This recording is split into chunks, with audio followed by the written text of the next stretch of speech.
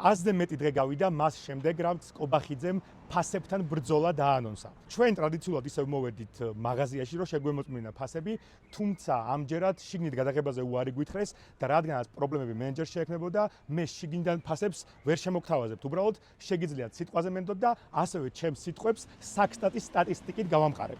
კერძოდ, საქართველოში სურსათზე და უალკოჰოლო სასმელებზე ფასები 7.9%-ით გაიზარდა. თევზეულის ფასებმა 21%-ით მოიმატა, ხილის ფასებმა 14%-ით, ხოლო პურის ფასებმა 10%-ით მოიმატა. ზეთი 8%-ით გაძვირდა, ხილი, შაქარი და სხვადასხვა ტკბილეული კი 5%-ით. რძე, ყველი და ჩაი 4%-ით გაძვირდა. საბოლოო ჯამში ფაქტი სახეზეა. ყველაფერი იმის ნაცვლად, რომ გაიაფთეს, ყველაფერი ძვირდება. ხოლო გამოსავალი, როგორც ვამბობთ, ერთადერთია.